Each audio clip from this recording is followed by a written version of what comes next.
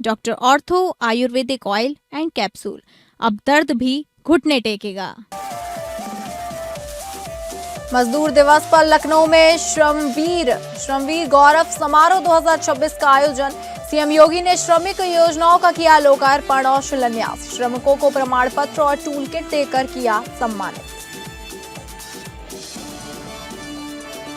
फतेहपुर में युवक की मंगेतर को बंधक बनाकर गैंग रेप केस में फरार आरोपी की गिरफ्तारी के लिए बढ़ा राजनीतिक दबाव। पुलिस ने आरोपी बीजेपी नेता पर इनाम की राशि बढ़ाई। एडीजी ने 50,000 से इनाम की राशि बढ़ाकर 1 लाख की घोषित। आरोपी की गिरफ्तारी के लिए 7 पुलिस टीम गठित। हमीरपुर में रिश्वत लेते पेशकार गिरफ्तार। चकबंदी पेशकार को एंटी करप्शन टीम ने 25,000 रुपए की रिश्वत लेते हुए रंगे हाथ किया गिरफ्तार। नक्शा सुधार के नाम पर मांगी थी रिश्वत।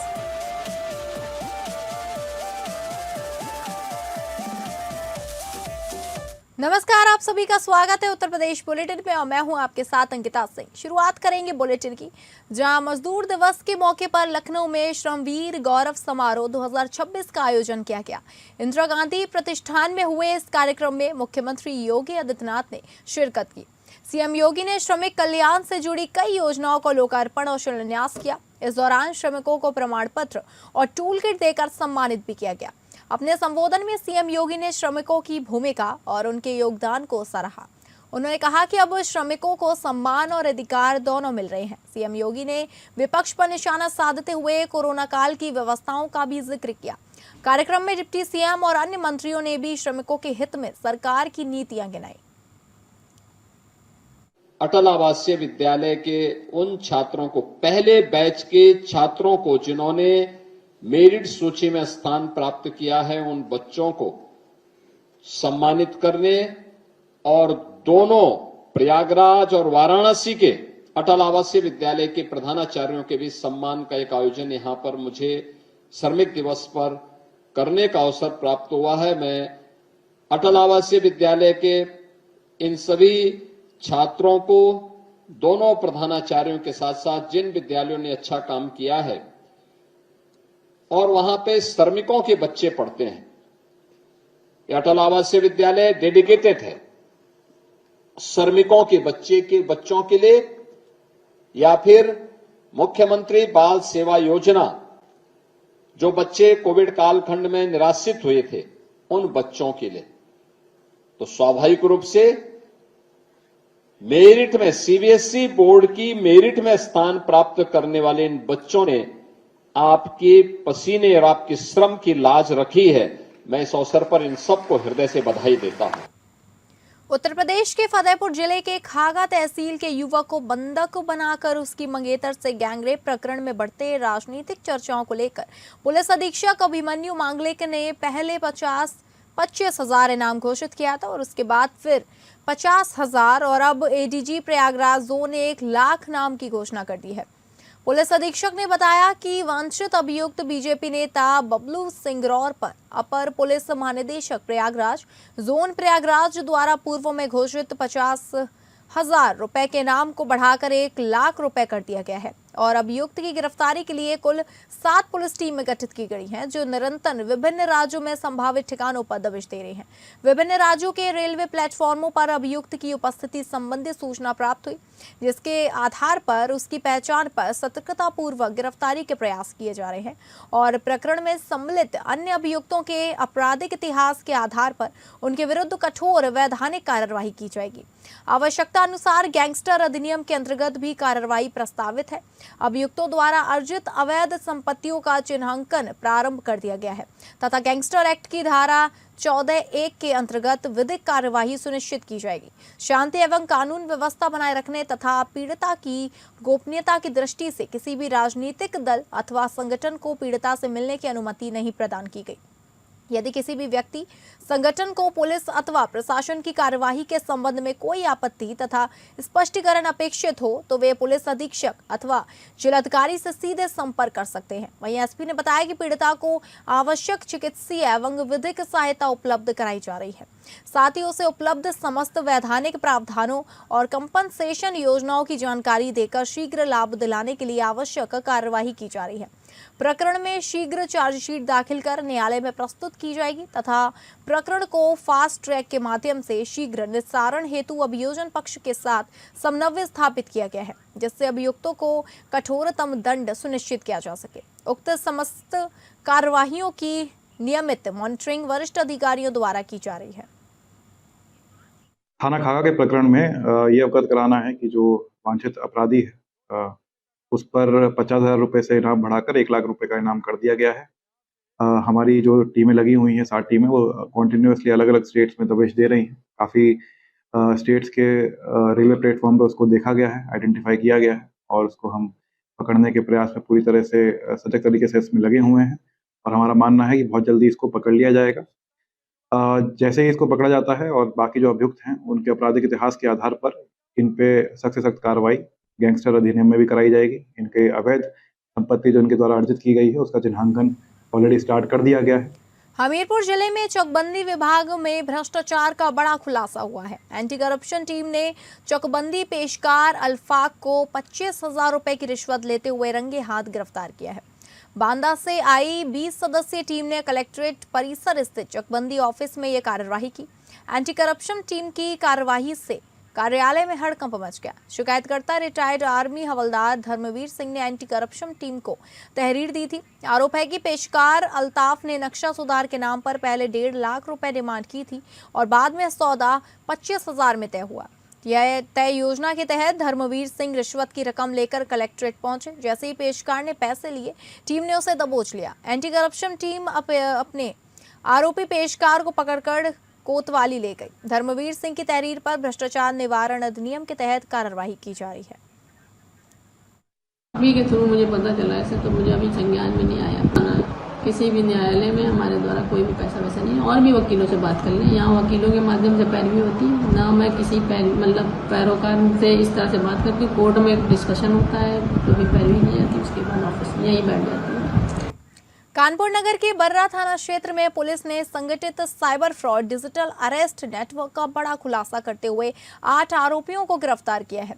यह गैंग फर्जी जीएसटी फॉर्म और बैंकिंग चैनलों का दुरुपयोग कर देश भर में ठगी को अंजाम दे रहा था।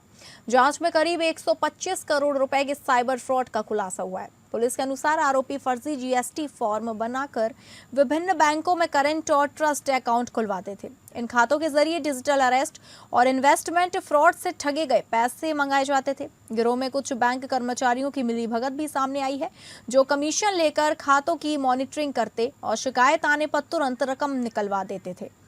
बर्रा पुलिस ने मुखबिर की सूचना पर कार्रवाई करते हुए पहले 3 आरोपियों को गिरफ्तार किया, जिनसे मोबाइल फोन बरामद हुए और बाद में 5 अन्य आरोपियों को भी दबोच लिया गया। सभी के खिलाफ संबंधित धाराओं में मुकदमा दर्ज कर न्यायालय भेजा गया है।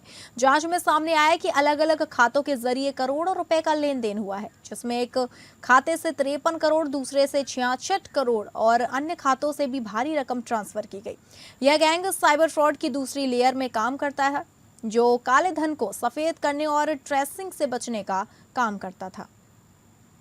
आज हमारी साइबर टीम द्वारा ये डीसीपी साउथ के नेतृत्व में एक गैंग को बेनकाब करा है। उसके 8 लोगों को पकड़ा गया है, जिसमें 3 लोगों के म्यूल अकाउंट्स फर्जी फर्म्स थी और उसमें बड़ा भारी ट्रांजैक्शन हो रहा था। और इसमें 5 बैंक से जुड़े हुए लोग, जो 4 जो है बैंक एम्प्लॉई हैं और एक जो है बैंक में फैसिलिटेशन का काम करता है, इनको भी पकड़ा गया है। इनकी भूमिका जो डिजिटल अरेस्ट और जो साइबर फ्रॉड से और जो फर्जी जीएसटी के जो पैसा होता था, इन पैसों के लिए खाता खुलवाना और उनको मदद करना, और इसके लिए इनको करीब 5% का इनको वो मिलता था, इंसेंटिव मिलता था।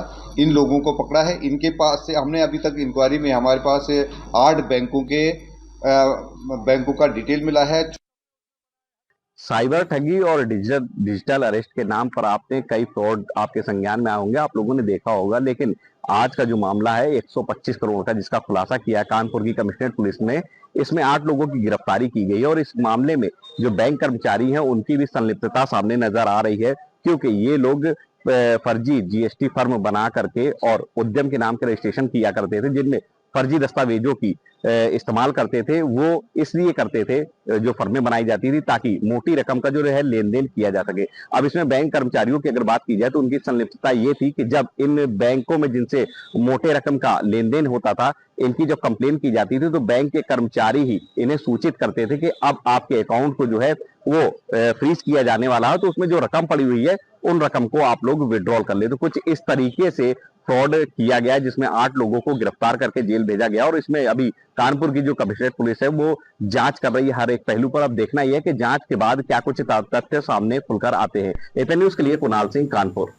अयोध्या जिले के रुदौली विधानसभा स्थित परसन पुरवा मजरेबारी गांव में तमातम का माहौल है। पिछले 19 दिनों से घर के चौखट पर बैठे रामदेव लोधी हर आहट में अपने बेटे सुरेंद्र को खोजते रहे। उनकी आंखों में एक ही सवाल था, मेरा बेटा कब आएगा। दरअसल 5 अप्रैल को सऊदी अरब से सुरेंद्र लोधी के निधन की खबर आई तो परिवार का पर दुखों का पहाड़ टूट पड़ा। पिता की आंखों में आंसू कम, इंतजार ज्यादा था आखिरी बार बेटे को देखने का। दिन गुजरते गए लेकिन पार्थिव शरीर कागजी प्रक्रियाओं में सऊदी में ही अटका रहा। परिजन दर लट भटके लेकिन समाधान नहीं मिला। गांव में हर दिन एक ही सवाल गूंजता रहा, क्या सुरेंद्र घर लौट पाएगा। 9 अप्रैल को पावन राजपूत ने सोशल मीडिया के जरिए इस दर्द की आवाज उठाई। इसके बाद मामला लोगों तक पहुंचा। पूर्व विधायक अब्बास सली जैदी रूशदी मियां ने खुद जिम्मेदारी संभाली। उन्होंने अधिकारियों से संपर्क किया, प्रक्रियाओं में तेजी लाई और सऊदी में सभी औपचारिकताएं पूरी कराई। आखिरकार 19 दिनों बाद पार्थिव शरीर लखनऊ पहुंचा। देर रात गांव लाया गया और गुरुवार सुबह नम आंखों के बीच अंतिम संस्कार हुआ। क्योंकि रामदेव भाई जिस प्रकार से परेशान थे, तो आपके जो सोशल मीडिया पर आप का यहाँ आना और आपकी जो भी बातें थी जो हम लोगों ने देखी, उसी से जानकारी सिर्फ मुझी को नहीं पूरे क्षेत्र को भी लगभग उससे ही जानकारी हुई। तो मेहंदी वाले के लिए भी आपके साथ हम लोग वहाँ गए थे। तो मेरा ये अफसोस की बात है कि उसका ननिहाल हम ही लोगों के क्षेत्र में, हमारे ही घर के पास में ही खुशका गांव में है। और उसकी एक लीगल प्रॉब्लम ये हुई थी, ये बच्चा जो जिसकी डेथ हुई गंगादीन की। झांसी के मऊरानीपुर से एक हैरान कर देने वाला मामला सामने आया है, जहां 22 साल की एक विवाहिता अपने से करीब 33 साल बड़े प्रेमी के साथ फरार हो गई। आरोप है कि महिला घर से लाखों रुपए की नकदी और सोने चांदी के जेवर भी साथ ले गई। पीड़ित पति ने पुलिस से कार्यवाही की मांग की है। मामला मऊरानीपुर थाना क्षेत्र के शिवगंज मोहल्ले का है, जहां रहने वाले पुष्पेंद्र ने पुलिस को तहरीर में बताया था कि उसकी शादी साल 2024 में करिश्मा के साथ हुई थी। आरोप है कि किशोरपुरा गांव का प्रधान अक्सर उसके घर आता जाता था और इसी दौरान उसकी पत्नी से नजदीकियां बढ़ गई। पीड़ित का कहना है कि उसने कई बार इसका विरोध किया लेकिन उसकी बात को नजरअंदाज कर दिया गया। वहीं 29 अप्रैल को शाम करीब 4 बजे जब पीड़ित घर पर नहीं था, उसी दौरान उसकी पत्नी करिश्मा प्रधान के साथ घर से फरार हो गई। आरोप है कि जाते समय महिला घर में रखे करीब 2,40,000 रुपए नगद और सोने चांदी के जेवर भी साथ लेकर गई। पीड़ित के मुताबिक मोहल्ले के लोगों ने दोनों को एक साथ जाते हुए देखा। फिलहाल पीड़ित ने पुलिस में शिकायत दर्ज कराते हुए आरोपियों के खिलाफ कड़ी कार्रवाई और सामान बरामद करने की मांग की है। वहीं इस संबंध में कोतवाली प्रभारी मुकेश सोलंकी का कहना है कि शिकायत की जांच के बाद कार्यवाही अमल में लाई जाएगी। मेरे साथ ये घटना हुई है कि जो हमारी बीवी थी, हम थे, तो हम दोनों राजी खुशी से रहते थे। फिर में बीच में प्रधान जी आते थे, वीरेंद्र पाठक, तो ये आते जाते रहते थे। इसी मामले में हम दोनों के बीच में लड़ाई होती थी, ये क्यों आते हैं, कैसे आते हैं। तो इसके बावजूद ये कुछ महीने के लिए गई, फिर आई, फिर गई, फिर आई। फिर इसके बावजूद में कल शाम को ये घर आई, 1-1.5 घंटा रुकी। इसके बाद ये प्रधान जी आए और इसके साथ ले गए, और जो हमारा आभूषण वगैरह था, कुछ पैसे थे सोने के, वो ले गए ये लोग। अब आप क्या चाहते हैं? अब मैं यही चाहता हूँ कि मुझे जल्द से जल्द कार्रवाई। जहां कन्नौज में मौसम ने ऐसा रौद्र रूप दिखाया कि जनजीवन पूरी तरह अस्त व्यस्त हो गया है। अचानक बदले मौसम के मिजाज ने कहीं आशियाना उजाड़ दिए तो कहीं किसानों की कमर तोड़ दी। कन्नौज में तेज आंधी तूफान के साथ जबरदस्त बारिश और ओलावृष्टि हुई। सड़कों पर खड़े रेहड़ी पटरी दुकानदारों का सामान तिनकी की तरह हवा में उड़ गया। सबका बुरा हाल बिजली विभाग का है।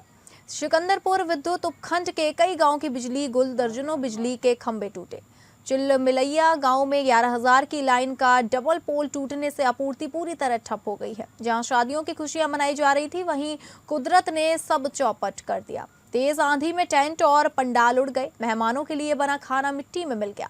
लोग अपनी जान बचाने के लिए इधर उधर भागते नजर आए। वहीं तालग्राम थाना क्षेत्र के सिंहपुर गांव से एक डराने वाली खबर सामने आई है। यहां राजेंद्र सिंह के घर के बाहर खड़ा एक विशाल पीपल का पेड़ भरभरा कर मकान पर गिर गया। धमाका इतना तेज था कि घर में मौजूद लोग बदहवास होकर बाहर भागे। गनीमत रही कि जान की हानि नहीं हुई, लेकिन मकान पूरी तरह जर्जर हो गया। पीड़ित परिवार के अनुसार लगभग 5 लाख रुपए का नुकसान हुआ है। आंधी तूफान और बारिश बेजुबान पक्षियों पर कहर बनकर टूटा है। गुसुआपुर गांव से भी हैरान करने वाली तस्वीर सामने आई है, जहां कुदरत का कहर बेजुबान पक्षियों पर टूटा। आंधी और ओलावृष्टि की वजह से 200 से 300 कबूतरों की दर्दनाक मौत हो गई, जिससे इलाके में हड़कंप मच गया। उधर कान्हा गौशाला में दूसरी जगह से टिन शेड 200 मीटर दूर तक उड़कर गौशाला में जा गिरा। खेतों में तैयार खड़ी मक्का की फसल अब जमीन चूम रही है, जिससे किसानों के माथे पर चिंता की लकीरें साफ देखी जा सकती हैं। प्रशासन अब नुकसान का आकलन करने में जुटा है, लेकिन इस तबाही ने कन्नौज के लोगों को गहरे जख्म दिए हैं। कन्नौज में देर रात मौसम का अचानक मिजाज बदला और आंधी तूफान ने तबाही मचाकर रख दी है। जिले में सबसे ज्यादा नुकसान बिजली विभाग को हुआ है। बिजली विभाग के सिकंदरपुर और छिबरामऊ क्षेत्र के कई सैकड़ा विद्युत पोल टूट गए, जिससे सैकड़ों गांव की विद्युत आपूर्ति पूरी तरीके से बाधित हो गई है। वही रेडी पटरी दुकानदारों के ऊपर ऐसा कहर बरका है कि उनका सामान धूल और हवा में कण के तरीके से उड़ गया। सिकंदरपुर कान्हा गौशाला में लगी टीन सेट लगभग 500 मीटर दूरी पर जा गिरे। सिकंदरपुर क्षेत्र के घुसुआपुर गांव में सबसे ज्यादा अगर जनहानि हुई तो पक्षियों के ऊपर हुई है। यहाँ पर एक कबूतर है जो पक्षी कहलाता है। लगभग 300 से 400 कबूतरों की आंधी तूफान और तबाही और ओलों की वजह से मौत हो गई है। सबसे ज्यादा नुकसान किसान को भी हुआ है। एक तरफ किसान गेहूं की फसल का नुकसान मुआवजा अभी तक नहीं मिल पाया है। देर रात आंधी तूफान ने ऐसी तबाही बरपाई है कि मक्का की फसल पूरी तरीके से जमींदोज और धराशायी हो गई है। ऐसे में प्रशासन ने तत्काल मामले को संज्ञान लेकर लेखपाल और राजस्व विभाग की टीमों को गठित करके सर्वे कराकर नुकसान का आंकलन कराकर मुआवजे की बात कही है। फिलहाल जिस तरीके से आंधी और तूफान आया, इसने जिले में तबाही मचा दी है। कन्नौज से एपीएन न्यूज के लिए दिलीप कश्यप। गाजीपुर में आई आंधी तूफान ने ऐसी तबाही मचाई कि 3 परिवारों की खुशियां हमेशा के लिए उजड़ गईं। लेकिन हादसे के बाद अब प्रशासन एक्शन मोड में नजर आ रहा है। जिलाधिकारी और उप जिलाधिकारी खुद पीड़ित परिवारों के घर पहुंचे, जहां उन्होंने न सिर्फ हालचाल जाना बल्कि हर संभव मदद का भरोसा भी दिया। गाजीपुर में बीते दिन आए तेज आंधी तूफान ने जनजीवन को पूरी तरह प्रभावित कर दिया। अलग अलग स्थानों पर हुए हादसे में 3 लोगों की दर्दनाक मौत हो गई है। हादसों के बाद आज प्रशासन पूरी तरह सक्रिय नजर आया। जिलाधिकारी अनुपम शुक्ला और संबंधित उप जिलाधिकारी मृतकों के घर पहुंचे। उन्होंने शोक संतप्त परिवारों से मुलाकात की और उन्हें ढांढस बंधाया। जिलाधिकारी ने स्पष्ट तौर पर कहा कि पीड़ित परिवारों को जल्द ही आपदा राहत कोष से आर्थिक सहायता दी जाएगी। साथ ही अन्य सरकारी सुविधाएं भी प्राथमिकता के आधार पर उपलब्ध कराई जाएंगी। देखिए, जो आंधी और तूफान कल शाम को आया था, उससे काफी जो है पेड़ हैं, तार हैं, पोल हैं, काफी जो है वो रोड पे आ गए थे। इसके साथ साथ 3 लोगों की मृत्यु हुई है, जो 2 सदर तहसील के हैं और एक मोहम्मदाबाद तहसील की एक महिला है जिनकी डेथ हुई है। सदर तहसील के जो लोग हैं वो गाजीपुर जनपद के हैं और जो मोहम्मदाबाद तहसील में महिला थी वो अपने कोई परिवार रिलेटिव के यहाँ बलिया से आई थी। तो तीनों मामलों में जो है एसडीएम को निर्देश दिए हैं कि एक बार परिवार से मिलके। यूपी के शाहजहांपुर में दुर्घटना में पूरे परिवार के 4 लोगों की मौत होने के बाद एक और बड़ा सड़क हादसा हो गया। यहां बेकाबू टैंकर ने कार को सामने से टक्कर मार दी। हादसे में दुल्हन समेत 3 महिलाओं की दर्दनाक मौत हो गई, जबकि कार में सवार 2 बच्चों समेत 4 अन्य लोग गंभीर रूप से घायल हुए। परिवार दुल्हन को विदा कराकर घर लौट रहा था। फिलहाल पुलिस ने शवों को कब्जे में लेकर कार्यवाही शुरू कर दी है। पूरी घटना थाना खुटार क्षेत्र के लखनऊ पलिया हाईवे पर रोतापुर गांव के पास की है। बताया जा रहा है कि शाहजहांपुर की तरफ से आ रही एक स्विफ्ट डिजायर कार को सामने से आ रहे एक टैंकर ने जोरदार टक्कर मार दी। हादसे में कार में सवार दुल्हन, उसकी जेठानी और ननद की मौके पर ही दर्दनाक मौत हो गई, जबकि कार में सवार 2 मासूम बच्चों समेत 4 लोग गंभीर रूप से जख्मी हुए। घटना के बाद मौके पर अफरा तफरी मच गई। स्थानीय लोगों की मदद से सभी घायलों को बाहर निकाल लिया गया, जिनमें से दुल्हन समेत 3 महिलाओं ने दम तोड़ दिया। घायलों को अस्पताल में भर्ती कराया गया है, जहां उनका इलाज चल रहा है। आज दिनांक 30/4/2026 जनपद शाहजहांपुर थाना कुटार समय करीब दोपहर के 1:30 बजे पीआरवी द्वारा सूचना मिली कि कुटार से पुआया की तरफ जाने वाली टाटा पंच गाड़ी, जिसमें 7 लोग 2 बच्चे सवार थे, आगे से आने वाली तेल टैंकर से आमने सामने टक्कर मार दी गई है, जिसमें 3 महिलाओं की मृत्यु हो गई है और 2 व्यक्तियों को गंभीर बताया जा रहा है। घायल व्यक्तियों को जिला खीरी अस्पताल में रेफर कर दिया गया है। अग्रिम विधिक कार्रवाई की जा रही है। मिर्जापुर शहर कोतवाली क्षेत्र की अस्पताल चौकी पर मारपीट करने वाले 3 आरोपियों ने पुलिस के सामने माफी मांगी। तीनों ने हाथ जोड़कर कहा कि जो गलती हुई है वो दोबारा नहीं होगी।